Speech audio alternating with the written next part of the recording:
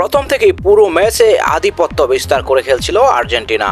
বল দখল হোক passing accuracy সবকিছুতেই একতরফা ছিল আর্জেন্টিনা। কিন্তু তারপরও প্রথম গোল করে বসে কলম্বিয়া। একটু অপ্রত্যাশিতভাবেই এক গোলে এগিয়ে যায় তারা, আর তখনই যেন কিছুটা ব্যাকফুটে চলে যায় আর্জেন্টিনা। মাঠের উত্তেজনা চরমে উঠতে ঘটে সেই ভয়ঙ্কর মুহূর্ত।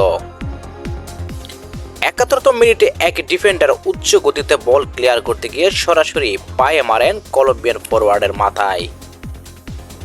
মাঠে লুটিয়ে পড়ে যান কলম্বিয়ান খেলোয়াড়। মুহূর্তে থমকে যায় স্টেডিয়াম। মাঠে দৌড়ে আসেন মেডিকেল টিম, রেফারি থামান খেলা। বার রিভিউর পর দেখান সরাসরি লাল কার্ড দেখেন আর্জেন্টিনার মিডফিল্ড জেনারেল অ্যানজো ফার্নান্দেজ। ১০ জনের দলে পরিণত হয় আর্জেন্টিনা। ম্যাচ তখন ১-০-তে কলম্বিয়ার পক্ষে, আর আর্জেন্টিনা ১০ জনের দল। চারপাশে চাপ, হতাশা, সময় যেন ফুরিয়ে আসছে। ঠিক তখনই আবির্ভাব হয় এক তরুণ তুর্কির ইয়াং স্টার বয় থিয়াগো আলমাদা। শেষ সময়ে এক অবিশ্বাস্য ফিনিশিংয়ে বল পাঠিয়ে দেন জালে। ত্রাতার মতো আগমন তার, যেন মেসিয়ানিক মুহূর্ত। আর্জেন্টিনার সমতে ফিরে ১-১ গোলে। একটা ম্যাচ যেখানে আর্জেন্টিনা খেললো সেরাটা, অথচ ভাগ্য গেল অন্য পথে।